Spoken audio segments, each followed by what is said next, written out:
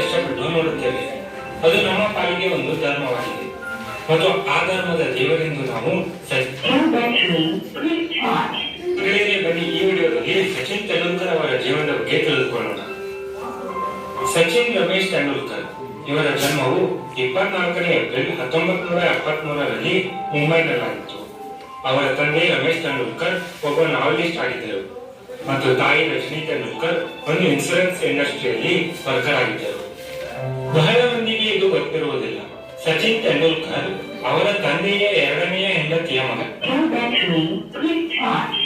ಹೆಂಡತಿಯಿಂದ ಅವರಿಗೆ 3 ಮಂದಿ ಮಕ್ಕಳಿದ್ದಾರೆ. ಅವರುಗಳ ಹೆಸರು ನಿತಿನ್, ಅಜಿತ್ ಮತ್ತು ಸವಿತಾ. ಇವರೆಲ್ಲ ಸಚಿನರಿಗಿಂತ ದೊಡ್ಡವರಾಗಿದ್ದಾರೆ. ಸಚಿನ್ ತೆಂಡೂಲ್ಕರ್ ಸಣ್ಣವರಿದ್ದಾಗ ಅವರು ತುಂಬಾ ಕಿಡಿಕಿಡಿಯಾಗಿರುತ್ತಾರೆ ಮತ್ತು ತಮ್ಮ ಶಾಲೆಗಳಲ್ಲಿ ತಮ್ಮ ಸಹಪಾಠಿಗಳೊಂದಿಗೆ ತುಂಬಾ ಜಗಳವನ್ನ ಆಡುತ್ತಿರುತ್ತಾರೆ. ಸಚಿನರಿಗೆ ಸಣ್ಣವರಿಂದಲೇ ಸ್ಪೋರ್ಟ್ಸ್ಗಳೆಂದರೆ ತುಂಬಾ ಇಷ್ಟವಿತ್ತು. ಇದರಿಂದಾಗಿ ಅವರ ಅಣ್ಣ ಅಜಿತ್ ಅಲ್ಲಿನ ಫೇಮಸ್ ಕ್ರಿಕೆಟ್ ಕೋಚ್ ಆಗಿದ್ದ ಮತ್ತು ಸಚಿನರಿಗೆ ಕ್ರಿಕೆಟ್ ಆಡಲು ಹುರುಪುಗೊಳಿಸುತ್ತಾರೆ. ಕರೆ ಹೇಳಬೇಕಂದ್ರೆ ಸಚಿನರು ತಮ್ಮ ಕಿಡಿಗೇಡಿತನವನ್ನ ಮತ್ತು ಜಗಳವಾಡುವುದನ್ನು ಬಿಟ್ಟು ಯಾವುದಾದರೂ ಸ್ಪೋರ್ಟ್ಸ್ಗಳಲ್ಲಿ ತಮ್ಮ ಧ್ಯಾನ ಕೊಡಲಿ ಅಂತ ಸೇರಿಸಿರುತ್ತಾರೆ. ಸಚಿನರಿಗೆ ರಮಾಕಾಂತ್ ಅವರ ಅಕಾಡೆಮಿಯಲ್ಲಿ ಒಂದು ಟೆಸ್ಟ್ ಸಲುವಾಗಿ ಕರೆಯಲಾಗುತ್ತದೆ.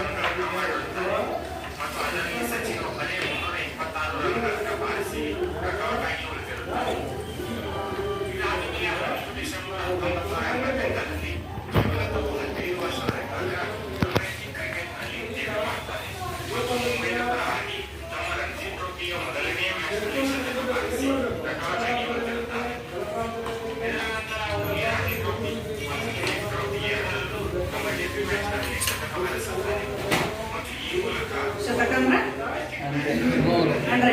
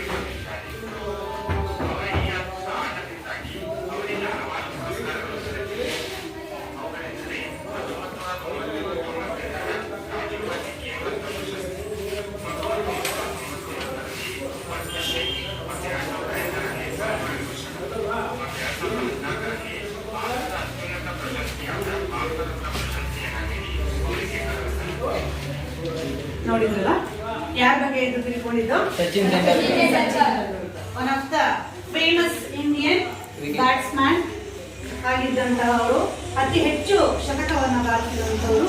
ಅವರಿಗೆ ಭಾರತ ಸರ್ಕಾರದ ಗೌರವಾನ್ವಿತ ಹಲವಾರು ಈ ಅವಾರ್ಡ್ಗಳನ್ನ ಪಡ್ಕೊಂಡಂತ ಒಬ್ಬ ಮಹಾನ್ ಕ್ರಿಕೆಟರ್.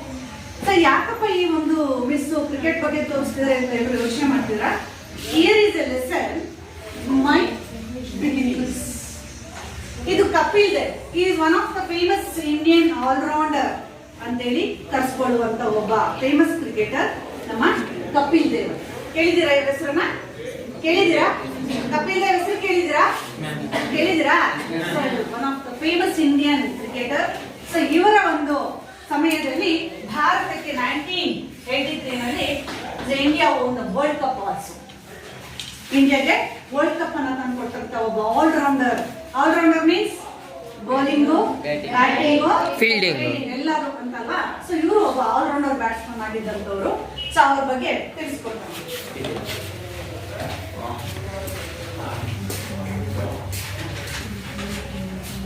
ಇವರೇ ಕಪಿಲ್ ದೇವ್. ನೋಡಿದ್ದೀರಾ ಇವ್ರನ್ನ? ನೋಡಿದ್ದೀರಾ ಇವ್ರು?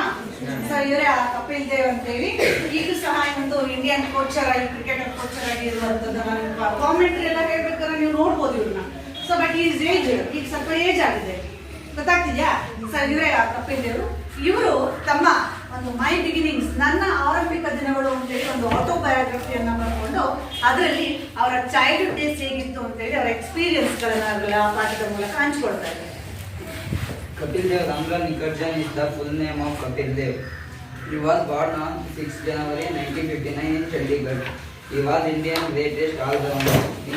In this captaincy, India cricket team win the 1983 World Cup. His autobiography, straight from the heart, Kapil narrated his childhood experience.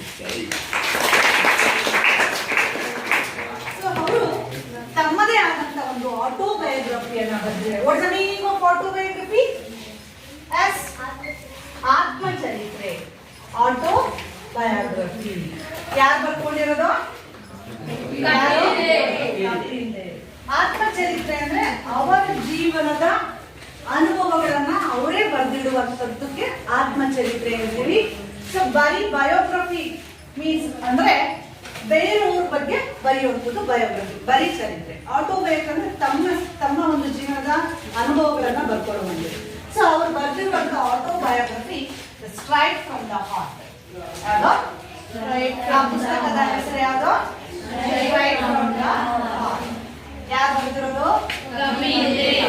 ಈ ಸ್ಟ್ರೈಟ್ ಫ್ರಮ್ ದ ಹಾರ್ಟ್ಸ್ ಎನ್ನುವಂತಹ ಒಂದು ಆಟೋಬಯೋಗ್ರಫಿಯಲ್ಲಿ ಅವರು ಹೇಳ್ತಾ ಇದ್ದಾರೆ ತಮ್ಮ ಒಂದು ಚೈಲ್ಡ್ಹುಡ್ ಎಕ್ಸ್ಪೀರಿಯನ್ಸ್. ಚೈಲ್ಡ್ಹುಡ್ ಮೀನ್ಸ್ ಅವರ ಒಂದು ಬಾಲ್ಯ ಹೇಗಿತ್ತು, ಅವರ ಒಂದು ಬಾಲ್ಯದ ಜೀವನ ಹೇಗಿತ್ತು ಎನ್ನುವಂತಹ ಒಂದು ಅನುಭವವನ್ನ ಅವರು ಇದರಲ್ಲಿ ಹಂಚಿಕೊಂಡಿದ್ದಾರೆ. ಅದರ ಒಂದು ಭಾಗವನ್ನ ಈ ಪಾಠದ ಮೂಲಕ ಅವರು ಹೇಳ್ತಾ ಇದ್ದಾರೆ. ಮೈ ಬಿಗಿನಿಂಗ್ ಅಂದ್ರೆ ಆರಂಭ. ನನ್ನ ಆರಂಭಿಕ ದಿನಗಳು ಹೇಗಿತ್ತು? Opposite word end. ಸೊ ಅವರ ಆರಂಭಿಕ ದಿನಗಳು ಯಾವ ರೀತಿ ಇತ್ತು ಮೀನ್ಸ್ ಅವರ ಚೈಲ್ಡ್ಹುಡ್ ಡೇಸ್ ಹೇಗಿತ್ತು ಎನ್ನುವಂಥದ್ದನ್ನ ಈ ಆಲ್ರೌಂಡರ್ ಬ್ಯಾಟ್ಸ್ಮನ್ ಅಂತ ಹೇಳಿ ಕಸ್ಕೊಂಡಿರುವಂತ ನಮ್ಮ ಕಪಿಲ್ ದೇವ್ ಅವರು ಈ ಪಾಠದ ಮೂಲಕ ಹಂಚಿಕೊಳ್ತಾ ಇದ್ದಾರೆ. ನೋಡೋಣ ಹೇಗಿದೆ ಅಂತೀವಿ ಪಾಠ.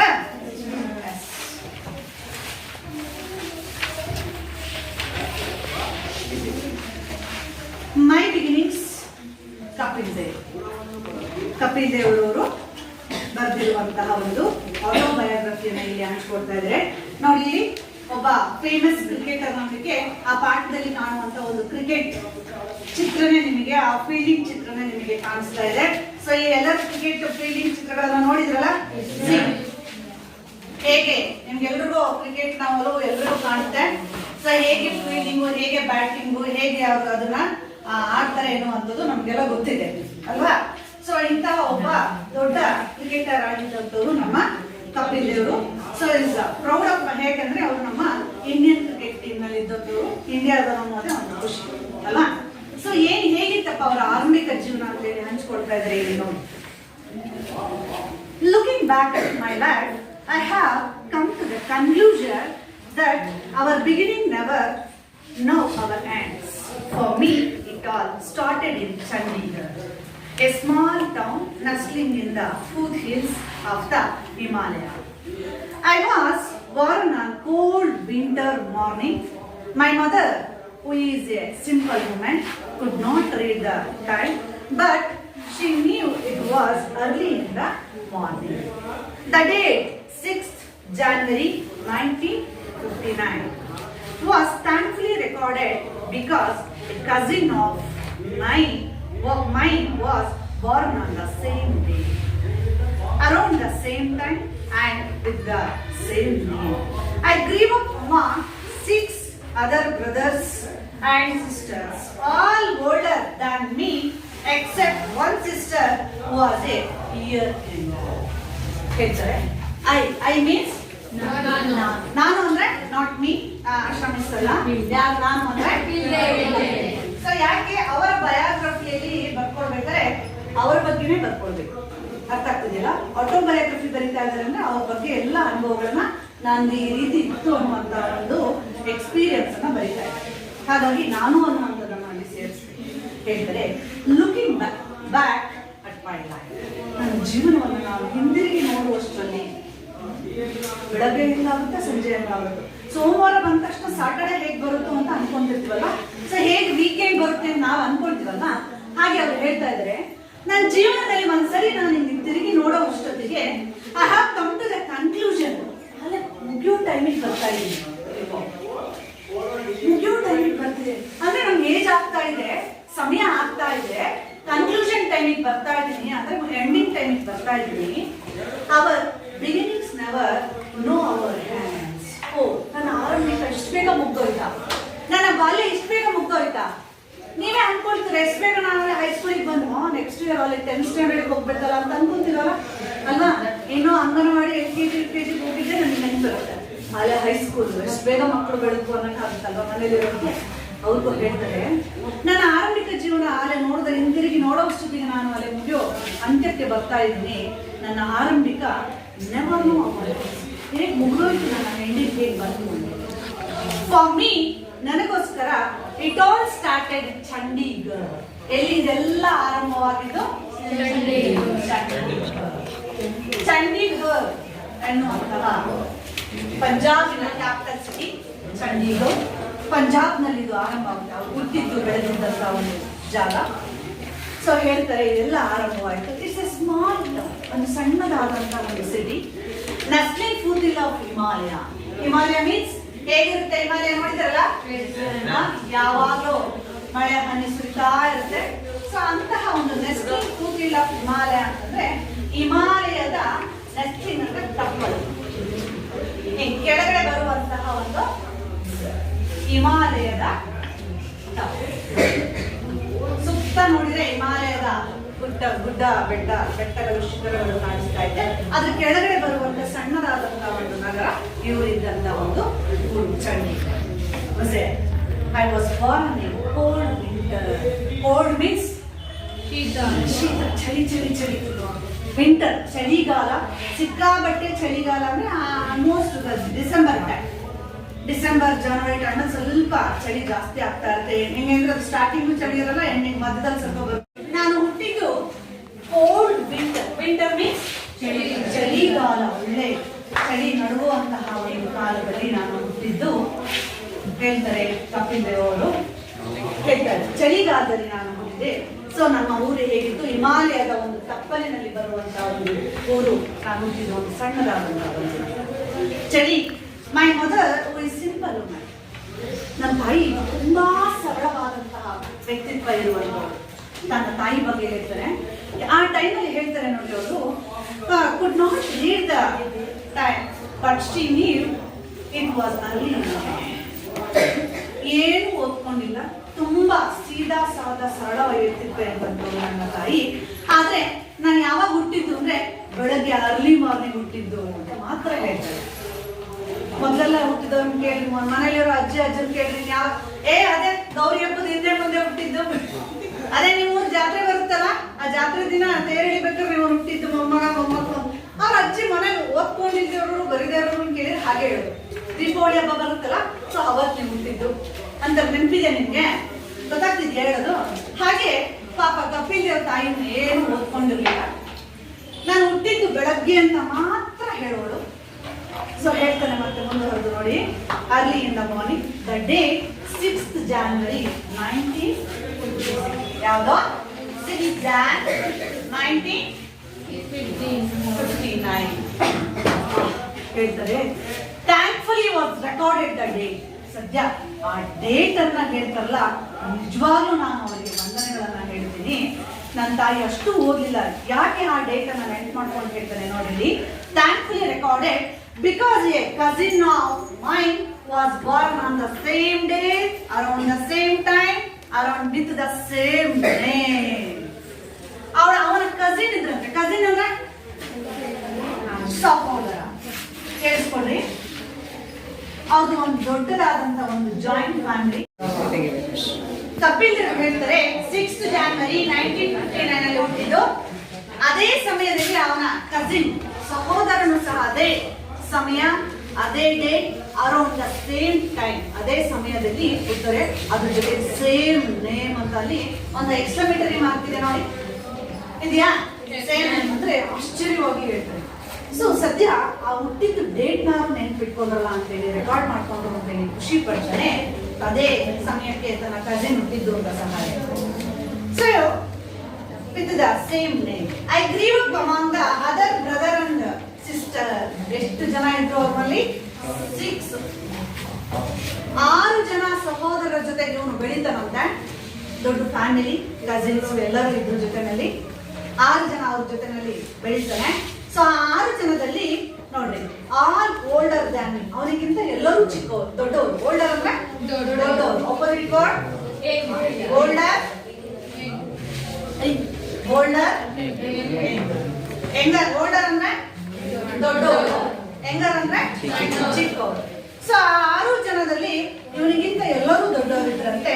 Accept one sister who was a younger. ಒಬ್ಬಳ ಸಹೋದರಿ ಮಾತ್ರ ಇವನಿಗಿಂತ ಚಿಕ್ಕವಳಿದ್ರು. ಇವನು ಅಂದ್ರೆ ಕಪಿಲ್ ದೇವ್ಗಿಂತ ಚಿಕ್ಕವರಿದ್ರು. 6 ಜನದಲ್ಲಿ 5 ಜನ ಅವನಿಗಿಂತ ದೊಡ್ಡವರು, ಒಬ್ಳು ಮಾತ್ರ ಇವನಿಗಿಂತ ಚಿಕ್ಕವರು. ಹೀಗೆ ಎಲ್ಲರೂ ಒಟ್ಟಾಗಿ ಒಟ್ಟು ಕುಟುಂಬದಲ್ಲಿ ಒಟ್ಟಾಗಿ ಬೆಳೀತಾ ಇದ್ರು. ಸೊ ಈ ರೀತಿ ಒಟ್ಟಾಗಿ ಬೆಳ್ಕೊಂಡು ಅವರ ಜೀವನ ಹಾಗೆ ಸಾಗ್ತಾ ಇತ್ತು.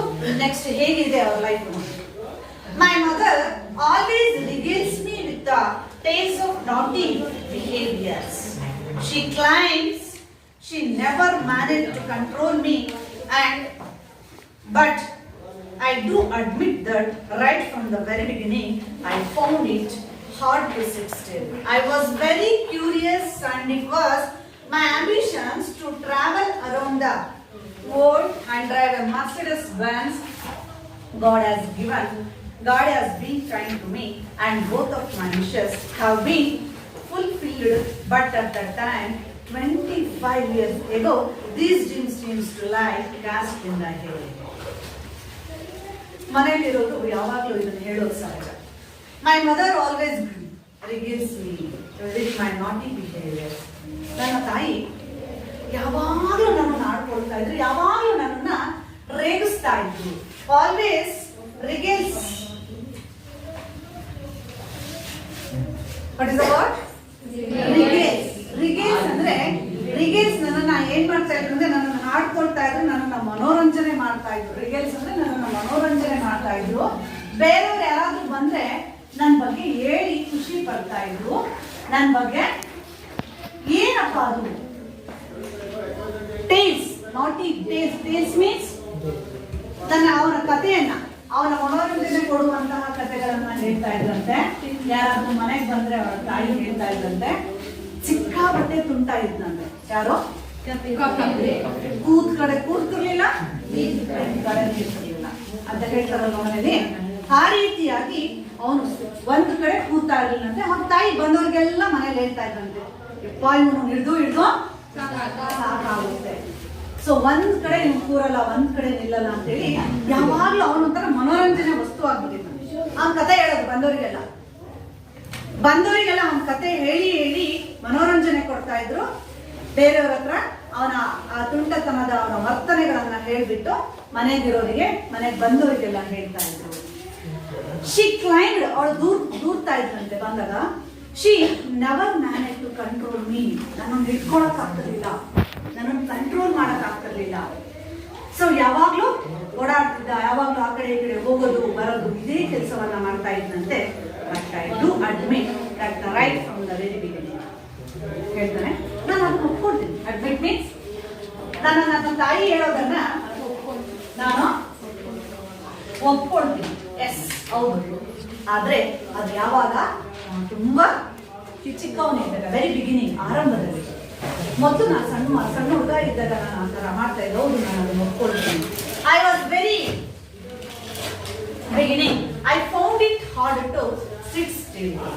ನಾನು ಅನ್ಕೊಂಡು ನನಗೆ ಒಂದ್ ಕಡೆ ಕೂರಕ್ಕಾಗಲ್ಲಪ್ಪ. ಇಲ್ಲಿ ತನಕನೂ ಅಷ್ಟೇ, ನಾನು ಕೂತ್ ಕಡೆನೆ ಕೂರೋದಕ್ಕೆ ಈಗಲೂ ಆಗಲ್ಲ. ನಾನು ಕಂಡ್ಕೊಂಡಿರೋ ತರ ನನಗೆ ಒಂದ್ ಕಡೆ ಕೂರೋದಕ್ಕೆ ಆಗಲ್ಲ. ಅವನ ಕೆಲವೊಂದು ಆಸೆಗಳನ್ನ ಹೇಳ್ತಾನೆ ನೋಡಿ, ಏನು ಅಂತೇಳಿ. I was very curious and it was my ambitions to travel around the world and drive the Mercedes Benz. ಅವನ ಎರಡು ಆಸೆಗಳು, ಆಂಬಿಷನ್ಸ್ ಮೀನ್ಸ್ ಅವನ ಗುರಿ. ನನ್ನ ಎರಡು ಗುರಿಗಳಿದೆ. ಏನಪ್ಪ ಅವನ ಎರಡು ಗುರಿಗಳು, ಅವನ ಎರಡು ಆಸೆಗಳು? ಡ್ರೀಮ್, ಇಡೀ ಪ್ರಪಂಚವನ್ನ ತಿರುಗಬೇಕು, ರೌಂಡ್ ದ ವರ್ಲ್ಡ್. ದೇಶ ಸುತ್ತು ಕೋಶ ಓದು ಗೊತ್ತಿದೆಯಲ್ಲ. ನನ್ನ ಎರಡು ಆಂಬಿಷನ್ಸ್ ಇದೆ.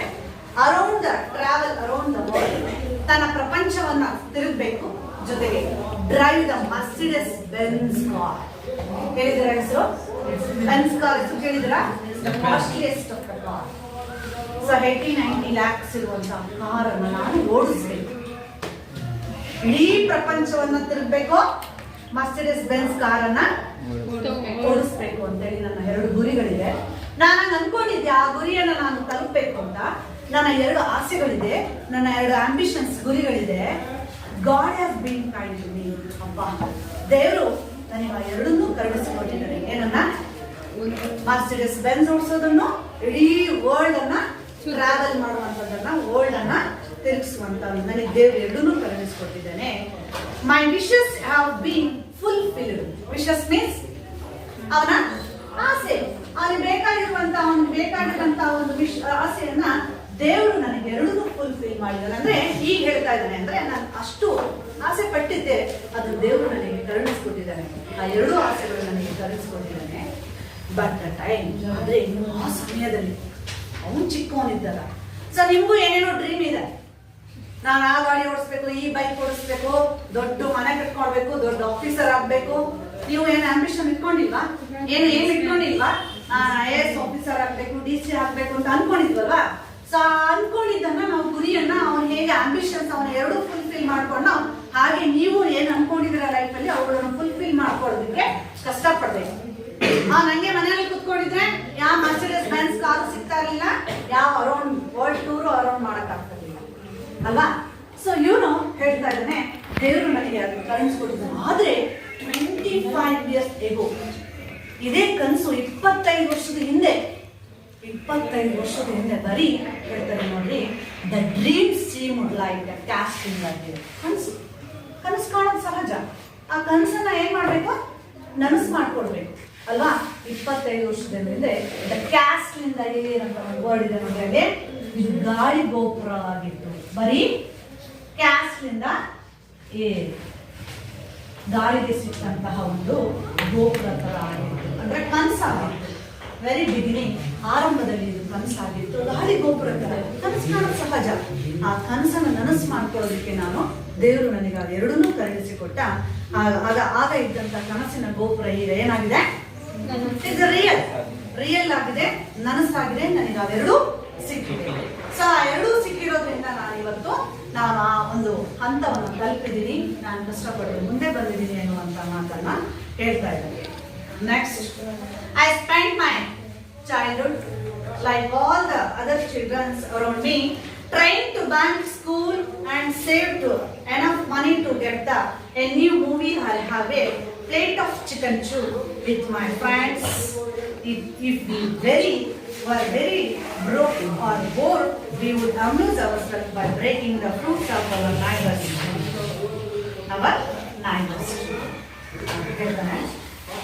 ಶಾಲೆಗೆ ಹೋಗೋದು ಬರೋದು, ನೀವು ಹೇಗೆ ನಿಮ್ಮ ಆಕ್ಟಿವಿಟೀಸ್ಗಳನ್ನ ನೀವು ಮಾಡ್ತಿರೋ ಅದೇ ತರ ಅವರು ಸಹ ಶಾಲೆಗಳಲ್ಲಿ ಅವರ ಆಕ್ಟಿವಿಟೀಸ್ಗಳನ್ನ ಮಾಡ್ತಾ ಇದ್ರು. ನಾನು ಹೀಗೆ ನನ್ನ ಬಾಲ್ಯ ಮುಗ್ದೋಯ್ತು, ನನ್ನ ಸಹೋದರರ ಜೊತೆ ನನ್ನ ಬಾಲ್ಯವನ್ನ ಮುಗಿಸ್ಕೊಂಡೆ. ಹೇಳ್ತಾರೆ ನೋಡಿ, ಹೇಳ್ತಿದ್ದಾರೆ ಮುಂದೆ, ಚಿಲ್ಡ್ರನ್ಸ್ ಅರೌಂಡ್ ಮೀ, ಒಂದಿಷ್ಟು ಗುಂಪು ಕಟ್ಕೊಳ್ಳೋದಂತೆ. ಯಾರು? ಕಪಿಲ್ ದೇವ್.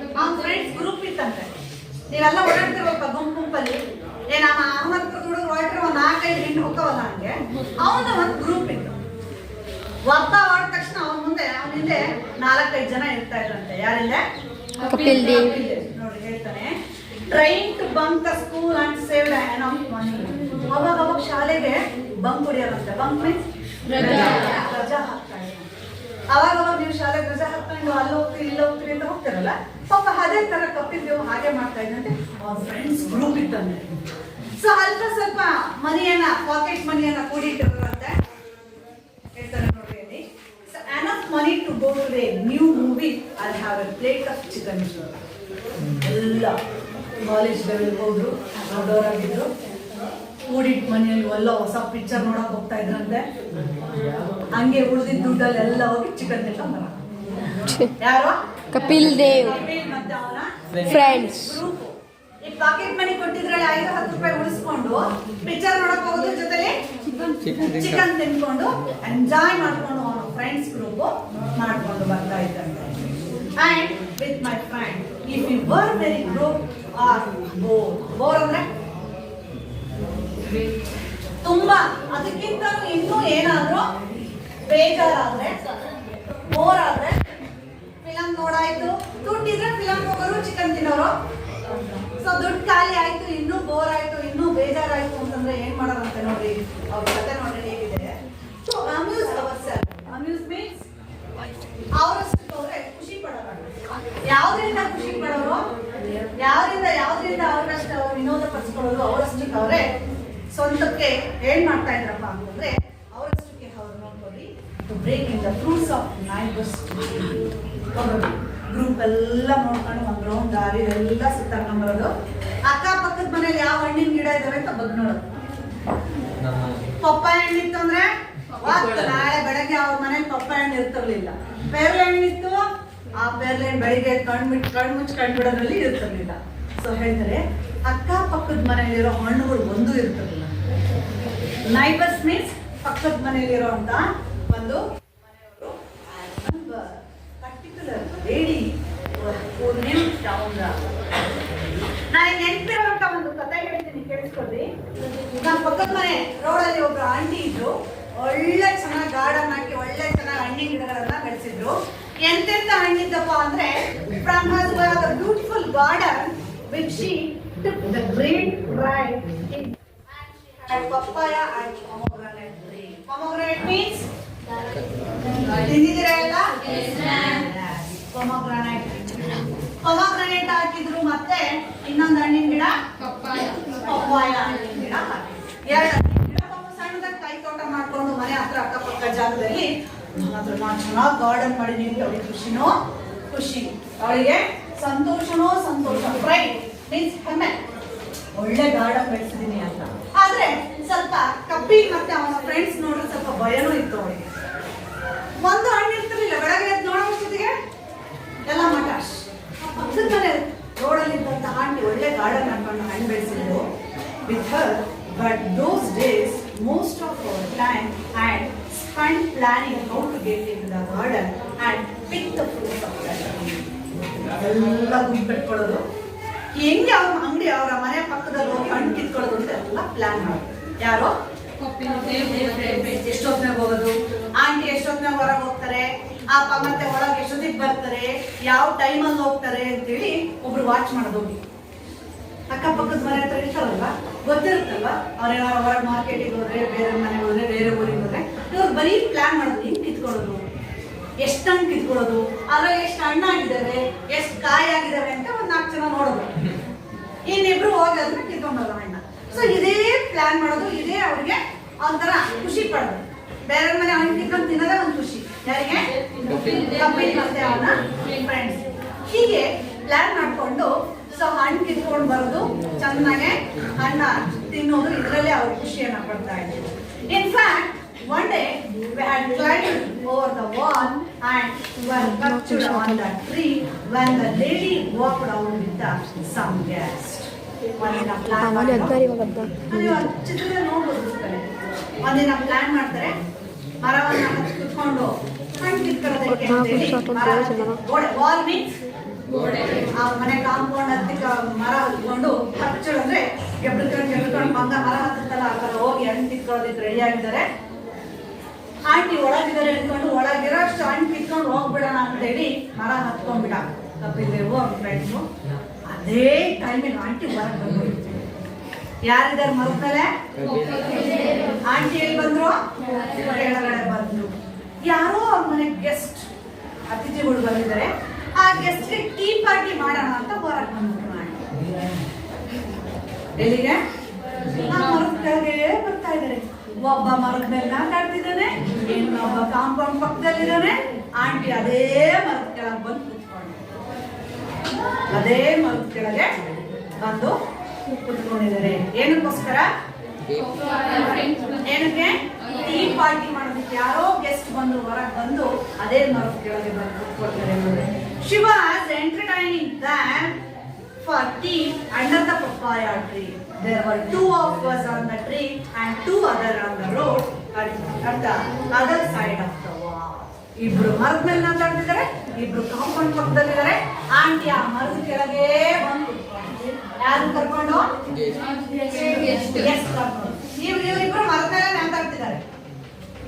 ಸೊ ಆಂಟಿ ಬಂದು ಇಲ್ಲಿ ಟೀ ಪಾರ್ಟಿ ಮಾಡೋದಕ್ಕೆ ಟೇಬಲ್ ಹಾಕೊಂಡು ರೆಡಿ ಆದ್ರು. ಸೊ ಇಲ್ಲಿ ಇನ್ನೊಂದಿಬ್ರು ಕಾಂಪೌಂಡ್ ಇಂದ ಹೊರಗಿದ್ದಾರೆ. ನೋಡ್ರಿ ಆ ಚಿತ್ರದಲ್ಲಿ ಕಾಣಿಸ್ತಿದಾರ? ಇಬ್ರು ಕೆಳಗಡೆ, ಇಬ್ರು ಮೇಲ್ಗಡೆ ಮಾತಾಡ್ತಿದ್ದಾರೆ. ಸೊ ಅವರ ನೈಬರ್ಸ್ ಪಕ್ಕದ ಮನೆ ಆಂಟಿಯ ಮರ ಅದು, ಆ ಪಪ್ಪಾಯ ಮರ. ಇಬ್ರು ಮರದ ಮೇಲೆ, ಇಬ್ರು ಕೆಳಗಡೆ ಇದ್ದಾರೆ. ಸೊ ಏನ್ ಮಾಡ್ಬೇಕು? ಕೆಳಗ್ ಬಂದ್ರೆ ಯಾಕೆ ಕೆಲ್ಸಕ್ಕಂತಾರೆ? ಆಂಟಿ ಕೆಲ್ಸಕ್ಕಂತಾರೆ. ಸೊ ಬಿದ್ರೆ ಹೊಡ್ತಾ, ಸೊ ಹೋಗಂಗಿಲ್ಲ ಬಿಡಂಗಿಲ್ಲ. ಸೊ ಆ ಪಪ್ಪಾಯ ಮರ ಅಷ್ಟು ಗಟ್ಟಿ ಇರುತ್ತೆ, ಮೇಲ್ಗಡೆ ಹತ್ಬೋದಾ? ಮುಗ್ದೋಗುತ್ತಲ್ವ, ಸ್ವಲ್ಪ ಡೊಳ್ಳಿ ಇರುತ್ತಲ್ವ ಅದು. ಸೊ ಏನ್ ಚಿಕ್ಕವರೆಲ್ಲ ತಡ್ಕೊಂಡಿರ್ಬೇಕು. ದೊಡ್ಡವರಾದ್ರೆ ಸೊ ಏನೋ ಮರ ಹತ್ತಿ ಬಿದ್ದಿಲ್ಲ, ಮರದ ಮೇಲೆ ಇದ್ದಾರೆ. ಇನ್ನಿಬ್ರು ಹೊರಗಂಗೆ ನಮ್ಮ ಯಾರು ಲೋಹಿತ್ ಕಿಶೋರ್ ಮರದ ಮೇಲೆ ಇದ್ದಾರೆ. ಇನ್ನೊಂದಿಬ್ರು ಯಶವಂತ್ ವಿಷ್ಣು ಹೊರಗಡೆ ನಾನು ಕಾಯ್ತಾ ಇದ್ದಾರೆ. ಕ್ಯಾಚ್ ಹಾಕಿ ತಿನ್ಕೊಳೋ ಹಿಡ್ಕೊಳ್ಬೇಕು ಅಂತೇಳಿ ಮೋಸ್ಟ್ಲಿ ವೆಯ್ಟ್ ಮಾಡ್ತಿರ್ಬೇಕು. ಸೊ ಮರದ ಮೇಲೆ ಇರೋ ಹೇಳ್ತಾರೆ, ನಾವಿಬ್ರು ಹೊರಗೆ ಇರ್ತೀವಿ. The two fortunate one of the being outside awake, but my friend and I had to sit still near 2 hours till the tea party. ಹೊರಗಿದ್ದವ್ರು ಆಂಟಿ ಒಳಗೆ ಬಂದ ತಕ್ಷಣ ಓಡೋಗ್ಬಿಟ್ರು. ಏನಿಬ್ರು ಮರದ ಮೇಲೆ ಮಾತಾಡ್ತಿದ್ದಾರೆ. ಎಷ್ಟೊತ್ತು till the tea party ended 2.5 hours. ಎಷ್ಟು 2.5 ಗಂಟೆ ಆದ್ರೂ ಆ ಆಂಟಿ ಅವ್ರು ಎದ್ದು ಜಗ್ಲಿಲ್ಲ. 2.5 ಗಂಟೆ ಮರದ ಮೇಲೆ ಮಾತಾಡ್ತಿದ್ದಾರೆ, ಇವ್ರು ಕೆಳಗಡೆ ಟೀ ಕುಡ್ಕೊಂಡಿದ್ದಾರೆ. ಇಮ್ಯಾಜಿನ್ ಇಷ್ಟು ಅವ್ರಿಗೆ ಹಿಂಸೆ ಆಗಿರ್ಬೋದು ಅಲ್ಲಿ ಮೇಲಿರೋದು. ಸೊ ಆಗ ಅವನಿಗೆ ಗೊತ್ತಾಗುತ್ತೆ ಕೇಳಿಸ್ಕೊಳ್ಳಿ, was a day I discovered the rashes of the papayas rashes.